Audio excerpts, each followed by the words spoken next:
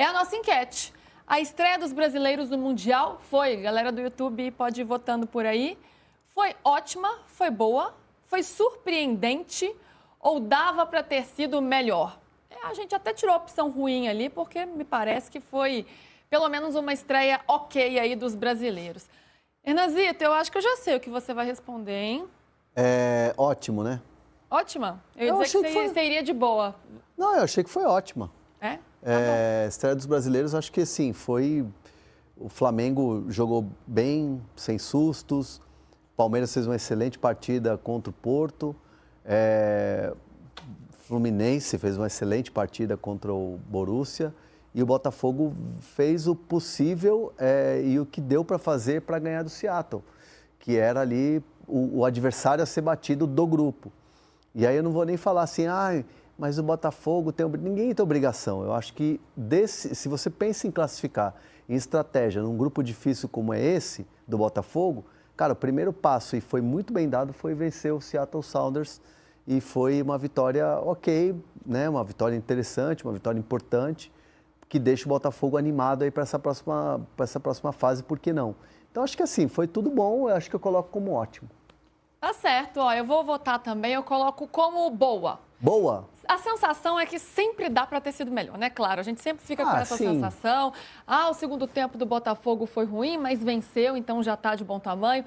Se o Everaldo faz aquele golzinho pelo Fluminense, se o Flamengo, a gente sempre fica com esse e se, né? Então eu coloco como boa.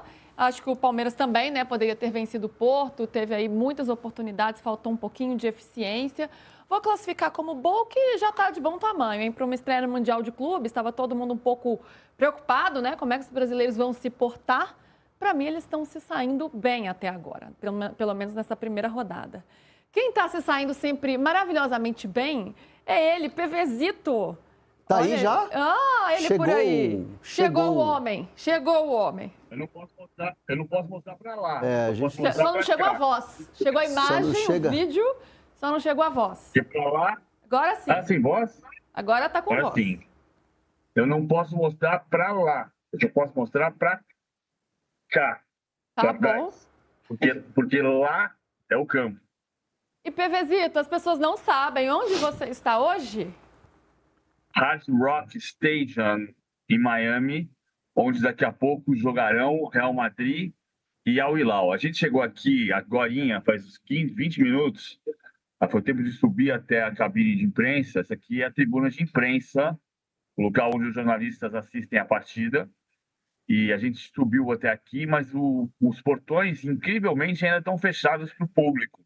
Porque aqui na minha frente, a parte que eu não posso mostrar, tem um monte de funcionário limpando todas as cadeiras, cadeira por cadeira, para quando o público ingressar no Hard Rock Stadium, onde às 4 da tarde no horário brasileiro, 3 da tarde aqui, Real Madrid e Al Hilal se enfrentarão. Muito bem, essa estreia do Real Madrid no Mundial de Clubes, PVC está lá em loco acompanhando essa partida. A gente vai falar sobre isso já já. A gente vai falar também do City, né? Que já está jogando, está em campo contra o Wydad Casablanca. Vai vencendo por 2-0. Daqui a pouco a gente dá um panorama da estreia do Manchester City. Esses dois, sim, em City e Real, dois dos bichos papões, dois times que preocupam muito no Mundial de Clubes. 2-0 com quanto tempo de jogo? 20 e poucos minutos? Acabou o primeiro tempo Acabou já o primeiro tempo, só 2-0. Crise no City. Absurdo. Um investimento desse... Fora Guardiola. Um investimento desse, um treinador desse, diretoria Jim Carrey. É isso, tá voltando. Do City. Começando o segundo tempo agora. Absurdo, só 2-0. Contra o Wydad Casablanca. Fora Guardiola. A temporada já não foi boa. Você reverbera isso por aqui, Hernanzito. Daqui a pouco vai chegar lá na Inglaterra ou nos Estados Unidos. Estou sendo caricato aqui, imitando algumas situações que acontecem nas redes sociais. Já soltou com a pimentinha, hein? Eu vou começar assim. A pimentinha do André Hernan. Vou soltar um quadro aqui nesse programa. A pimentinha do André. É bom.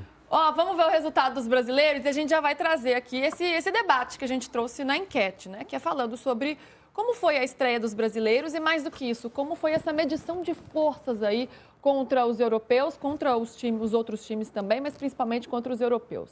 Tivemos o Palmeiras empatando com o Porto 0-0, a vitória do Botafogo sobre o Seattle Sounders por 2-1. O Flamengo vencendo o Esperance da Tunísia por 2-0. E ontem um empate entre Fluminense e Borussia 0-0. Ficou aquele gostinho de, dava para vencer, viu? Ô PVC, já perguntei aqui para o André Hernan sobre a estreia dos brasileiros, mas eu quero saber de você, né? O que essa primeira rodada dos nossos times demonstrou?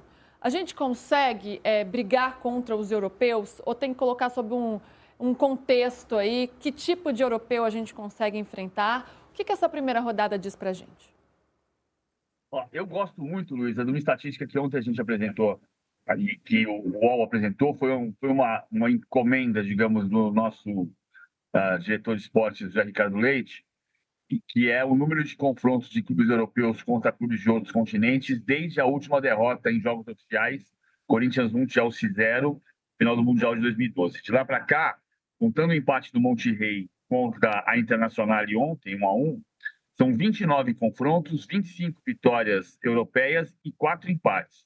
Todos os 4 empates aqui. Palmeiras 0, Porto 0, Fluminense 0, Borussia Dortmund 0, Boca Juniors 2, Benfica 2 e Monterrey 1, Internacional 1.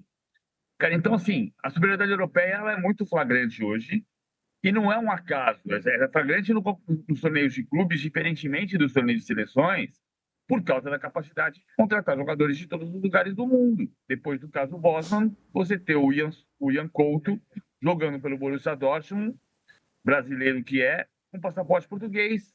Ele é europeu, então ele pode jogar. Isso cria seleções multinacionais. Eu acho que a superioridade europeia ela ainda é flagrante. E a gente está falando de 4 empates em que os 2 clubes brasileiros que a gente está exaltando, eu acho que o Palmeiras merecia ganhar do Porto, o Fluminense merecia ganhar do Borussia Dortmund, mas vamos combinar que os clubes brasileiros não fizeram gol. A gente está lá, muito bom que está dando o jogo, mas precisa fazer gol. Não tem gol brasileiro ainda contra o europeu, né, neste Mundial de Clubes. Pode acontecer, Flamengo e Chelsea, por exemplo. O Flamengo pode ganhar do Chelsea. Ninguém vai prever o futuro, embora eu arrisque dizer que o campeão desse Mundial de Clubes ou será o Paris Saint-Germain, ou o Manchester City, ou o Real Madrid, ou o Bayern de Munique.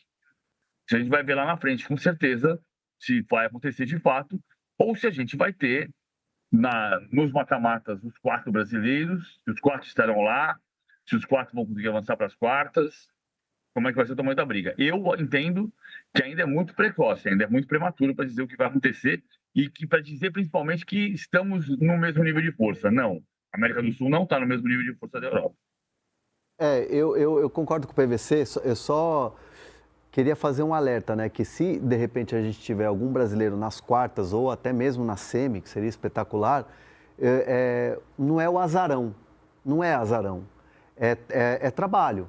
Né? Você vê um trabalho muito bem feito do Palmeiras, um trabalho muito bem feito do Flamengo, de organização, de questão de saúde financeira, de contratações, de títulos, de conquistas. Eu estou colocando esses 2 times pela questão do trabalho e pelo desenvolvimento que vem sendo feito. O Botafogo com uma SAF, que tem um dono, o Fluminense, que é muito bem gerido e é um cara que entende de futebol, que é o Mário Bittencourt, ele sabe da bola, ele conhece de futebol. Então, assim, se chegar, assim, não seria azarão, mas seria uma grata surpresa. Eu concordo com o PVC, acho que vai ficar entre esses 4 membros que ele citou, a fase final, ou o título. Mas, assim, se chegar algum brasileiro nas quartas, passadas as oitavas, eu acho que não pode ser tratado como azarão, e sim como trabalho. É um lugar conquistado, né? Merecido, de merecimento estar ali, não porque deu sorte, né? Ou porque necessariamente pegou um europeu num dia péssimo. Não, é um lugar que foi sendo galgado ali. Acho que o futebol brasileiro melhorou de fato, acho que é interessante a gente falar sobre isso também. Vamos ouvir o técnico do Real Madrid, o Xabi Alonso? O PVC estava ontem na coletiva e ele falou, o técnico do Real Madrid falou sobre o nível dos brasileiros. Vamos ouvir. Sí, sí que me ha gustado. Los equipos brasileños no me han sorprendido, pero la verdad es que han dado muy buen nivel. Tanto Palmeiras, Botafogo, Flamengo y Fluminense. La verdad es que han dado muy buen nivel y van a ser equipos difíciles. Con un gran nivel, siempre lo han tenido, siempre que van a competiciones mundiales lo demuestran. Y para todos es algo nuevo, ¿no? Porque tienes el Mundial de Selecciones, eso ya es muy grande, pero podemos hacer grande también esta competición, ¿no? Porque estamos juntando clubes de todo el mundo y eso pues une a lo que es el mundo del fútbol, poder tener la oportunidad de jugar mañana contra el equipo de Arabia Saudí, la semana que viene en unos días contra México y luego contra uno de Austria, ¿no? Pero yo creo que es una competición que tiene muchos alicientes, ¿no? Porque a veces nos centramos mucho en Europa, en lo que pasa en Europa, y nos creemos que no hay nada más y estamos muy equivocados, ¿no? Y fuera de lo que es Europa hay muy buenos equipos y esto nos va a dar la oportunidad para ver dónde estamos. Então aí, ó, o Xabi Alonso falando sobre o nível dos brasileiros, elogiando os times brasileiros. E eu me lembrei também do Bernardo Silva, meia do City, que ele também falou. Aliás, foi interessante que ele mostrou um conhecimento dos times brasileiros. Parece básico, deveria ser, óbvio. Deveria, mas nem sempre é assim. Então ele fala, né, dos títulos que o Botafogo conquistou recentemente, do nível que o Flamengo está hoje, como o Palmeiras é muito competitivo. E cita também o Fluminense, que eles enfrentaram, né, no Mundial em que o City venceu o Fluminense, sobre o nível do Fluminense e a dificuldade que foi enfrentar aquele Fluminense, embora o placar tenha sido muito elástico do Guardiola para cima daquele time do Fernando Diniz. PVC, você estava ontem na coletiva e você está aí, né, acompanhando, sentindo o clima, vivendo essa experiência. Você percebe um respeito por parte dos estrangeiros, especialmente dos europeus, para com o futebol brasileiro? Como que você analisa isso? Nós estamos sendo mais respeitados por aí, por essas declarações que a gente ouviu? Ou ainda é exceção, os europeus se colocam, de certa forma, num nível acima? Eu acho que a entrevista do Arias ela é muito elucidativa, porque o Arias se sentiu incomodado pelo fato de os europeus que ele ouviu, ou norte-americanos que ele ouviu, terem falado sobre a surpresa que foi o Fluminense contra o Borussia Dortmund, e o Arias falou uma coisa perfeita. Não, surpresa? Como assim surpresa? Você está falando de surpresa sobre o campeão da América do ano retrasado? Não tem condição. Ele tem toda a razão. O Xabi Alonso ontem demonstrou muito conhecimento sobre tudo.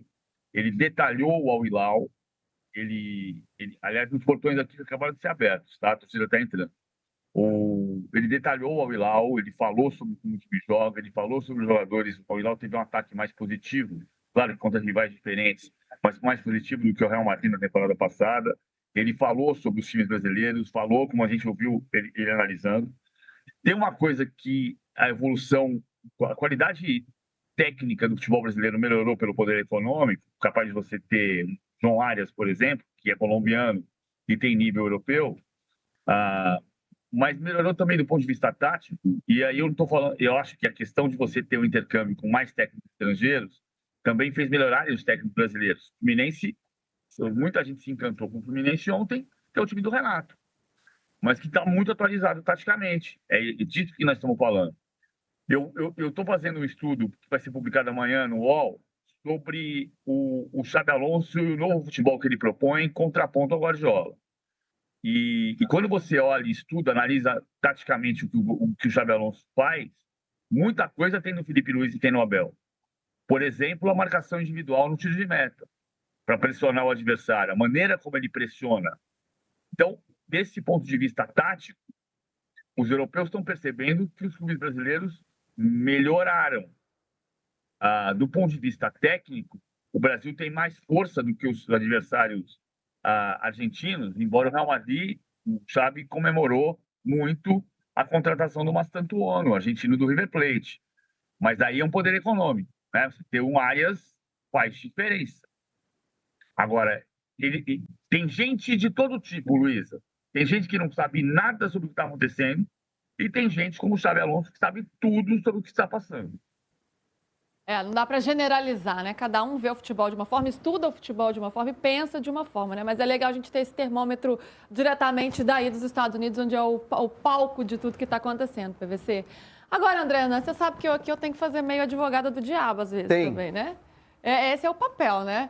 Será que a gente não está um pouco emocionado também? Não, porque foi a primeira rodada. O Borussia, sim, é um gigante europeu. A gente até falou isso ontem, a gente debateu aqui, né? Qual era o tamanho do Borussia nessas prateleiras de nível do futebol mundial. mas é o finalista da penúltima Liga dos Campeões. Mas ainda assim não é um primeiro escalão, dá para botar ali na segunda prateleira da Europa. O Porto também não está com essa moral toda.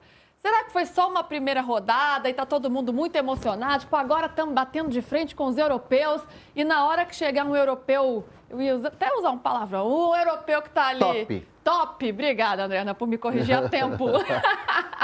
Um top, a gente vai dar com os burros na água? Quando pegar um PSG, quando pegar um Real Madrid, um City? O próprio Bernardo Silva, você citou a entrevista dele, ele fala da dificuldade que o Fluminense impôs ao City na final do Mundial do ano passado. Quando 23, né? Quando o Fluminense foi campeão da Libertadores. E ele fala... Mas levou 4, né? É um bom time e tal, não sei o quê, impôs muita dificuldade e tal. Ele não contou nenhuma grande novidade, porque os outros jogadores, depois do jogo, já tinham falado sobre isso, né? O próprio Guardiola também. É óbvio que o nível é muito diferente. Vamos falar desse relatório que a FIFA soltou agora e que muita gente está repercutindo, acho que o Danilo Lavieri colocou no UOL, na coluna dele, e eu estava conversando, debatendo com pessoas do futebol ali, de clubes e tal, de preparação física, e esse relatório da FIFA mostra um caminho que é o caminho da intensidade, que é o caminho da velocidade, que é o caminho de você ter força física e de você ter cada vez mais jogadores jovens nos seus times, né? Então, assim, você pega esses times, é muita velocidade, é muita intensidade, é muito jogo físico e essas características de jogadores, claro, aliado ao bom futebol e ao desempenho, você consegue ganhar jogos. E hoje, na Europa, quem é que contrata um Estevão, que é assim no Palmeiras? Quem é que contrata um Endrick? Quem é que vai levar, sei lá, o Wesley no meio do ano? São os times da prateleira A do futebol europeu. E esses caras estão muito na frente do Brasil. Pela questão econômica, pela questão da cultura, pela questão dos estrangeiros e de poder contratar e de ter o poder econômico. Então, assim, o próprio relatório da FIFA aponta quem é que está fazendo a diferença. Então, quando a gente coloca times brasileiros contra os times nível top europeu, dá essa diferença. E é natural que isso vá acontecer. Sim.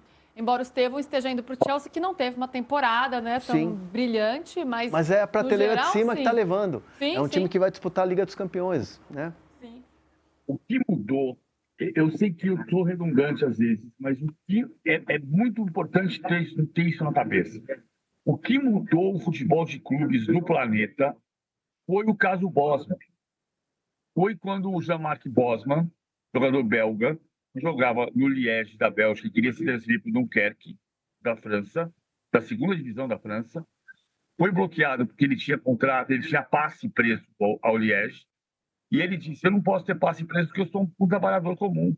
E ele disse para a Corte Europeia, se um engenheiro, advogado, ou jornalista, ou médico belga pode trabalhar na França, pela legislação da Comunidade Econômica Europeia, que tinha entrado em vigor fazia 5 anos, eu também posso. Eu também sou um trabalhador. E a Corte Europeia deu ganho de causa para ele. Quando o São Paulo foi bicampeão do mundo em 93, sabe qual era a quantidade de títulos da América do Sul e da Europa na Copa Intercontinental? Chuta. Eu acho que eu falei ontem, mas chuta. Chuta aí, Arnazito. Chuta, Luísa. Luísa, vai. Não sei, PVC, fala aí. A América do Sul tinha 19 títulos e a Europa tinha 13. 13. Aí o Vélez ganhou em 94, ficou 20-13.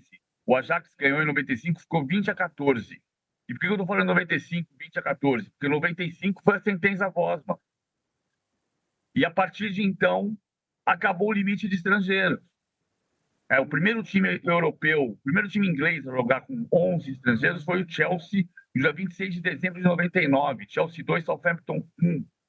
11 jogadores internacionais, nenhum inglês. Foi isso que mudou.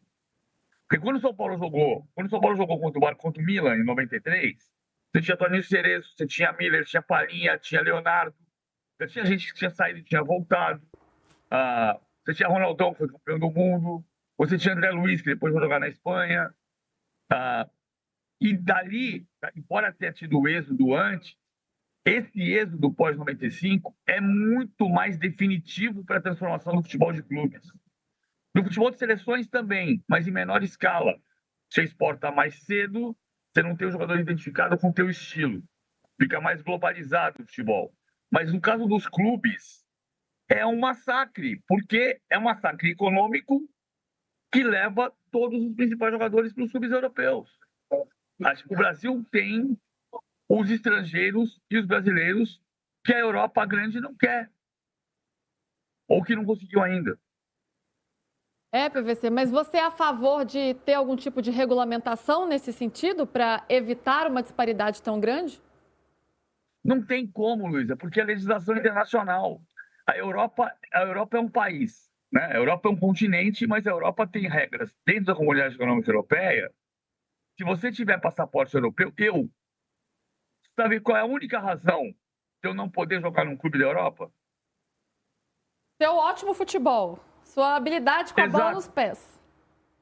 Exato, porque o passaporte eu tenho passaporte português, eu estou aqui com passaporte português. Então, do ponto de vista legal, eu posso jogar, ninguém pode me impedir de jogar na Europa. Só o técnico. Só alguém querer te contratar, né, PVC? Deixa você como jornalista mesmo. Melhor, né? A gente ganha mais com seus conhecimentos. Hernanzito, será que os grandes testes estão por vir agora? Agora vai ser testado de fato, né? Porque tem um Botafogo contra o PSG, campeão europeu, e mais do que isso, já chegou aplicando 4-0 para cima do Atlético de Madrid. E tem um Flamengo contra um Chelsea também, que talvez a gente coloque ali na prateleira do Borussia, tal, é verdade. Mas teremos um primeiro grande teste aí, pelo menos, com o Botafogo, diante do time que é o mais temido.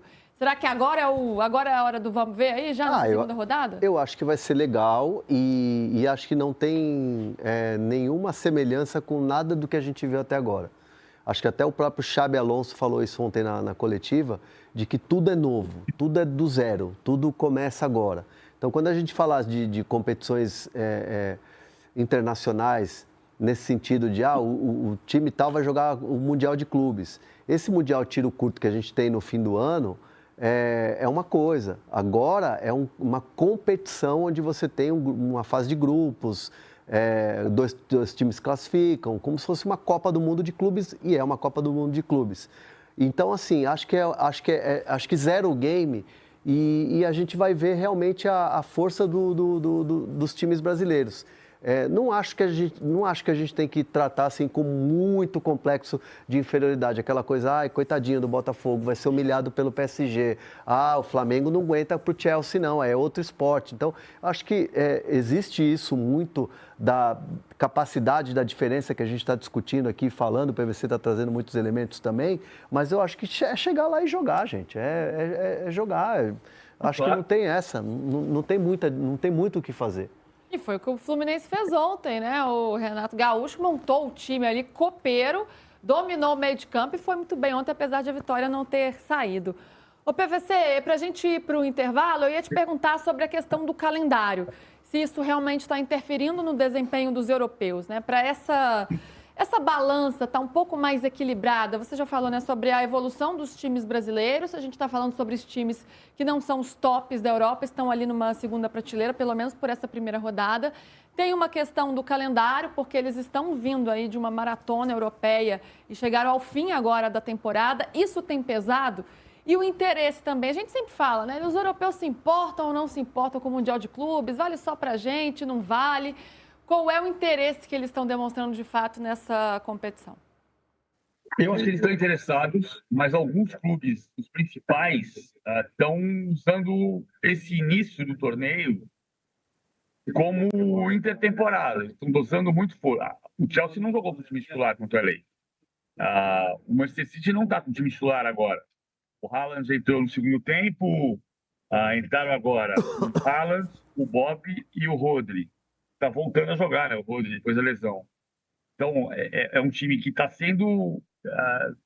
dosando força. O Chelsea dosou força.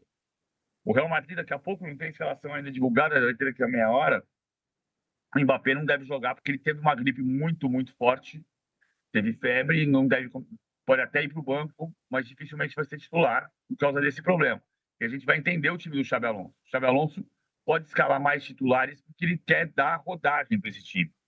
É que aqui é bem a metade, né? Por exemplo, o Campeonato Espanhol vai começar sem Real Madrid, sem Atlético de Madrid, que talvez só comece a jogar na terceira rodada. Porque eles vão ter que dar pelo menos 25 dias de férias depois do Mundial. Mas o calendário interfere, mas interfere em Copa do Mundo, e a gente sabe que 2006, 10, 14, 18, quem ganhou a Copa foi o time europeu, com todo o problema do calendário. Né? Tem essa questão que ela é relevante, né? A gente fala de um calendário muito apertado, praticamente não cabem todas as competições dentro de um ano. A gente fala tanto do futebol brasileiro, mas não é só por aqui, tá todo mundo passando por isso. E nesse momento os brasileiros têm até um certo privilégio, né? Porque chegam na metade da temporada, enquanto os europeus estão no fim. Eu falei do Bernardo Silva, então agora a gente tem ele próprio falando sobre os times brasileiros, o meia do Manchester City. Não sei se você conhece algum dos clubes brasileiros que estão nessa competição. Todos. E se conhecer, tem algum que você acha que é mais preparado? Bem, por acaso tivemos essa conversa hoje quando estávamos a almoçar, a comer, estávamos a ter essa conversa. As equipas brasileiras, o jogador brasileiro é sempre muito forte tecnicamente, é sempre difícil jogar contra as equipas brasileiras. Eu acho que talvez nos últimos... Nós tivemos a experiência de jogar contra o Fluminense no Mundial de Clubes há, se não me engano, há 2 anos e ficámos impressionados pela forma como eles jogavam, pelo difícil que era roubar a bola àquela equipa do Fluminense. Eu acho que nos últimos anos do futebol brasileiro o Palmeiras tem sido sempre uma equipa que tem sido muito competitiva.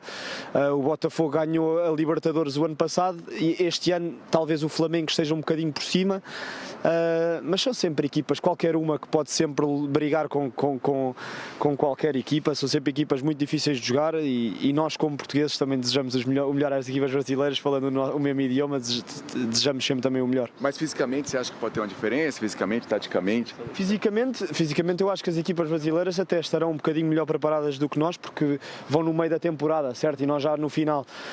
E até as condições de meteorológicas e de relevado são um bocado mais parecidas. Agora, eu acho que neste tipo de torneios todas as equipas estão bem preparadas fisicamente, taticamente. Depois o pequeno detalhe vai fazer a diferença, a qualidade do jogador, obviamente, e da organização das equipas também faz, mas eu acho que estão todas as equipas muito bem preparadas para que seja uma grande competição e para que seja uma grande luta entre todas. Obrigado. Então, Bernardo Silva fazendo uma análise mais completa aí dos times do Mundial, mas também dando a opinião dele sobre os times brasileiros. Agora, vamos falar então sobre os brasileiros que entram em campo daqui a pouco, na verdade amanhã, mas que estão se preparando para entrar em campo. Palmeiras, hein? Palmeiras joga contra o Al Ahly amanhã, 1h da tarde, Al Ahly do Egito, essa partida que vai ser lá no MetLife Stadium, em Nova Jersey. É o próximo brasileiro a entrar em campo. Na quinta-feira também, amanhã, às 4 da tarde, tem outro jogo válido pelo grupo do Palmeiras, que é Inter Miami e Porto. Então, também essas equipes se enfrentando pelo grupo A. E tem também o grupo do Botafogo, o grupo B, que entra em campo. Seattle Sounders e o Atlético de Madrid, às 7 da noite. E aí, esse confronto muito esperado, às 10 da noite, PSG e Botafogo.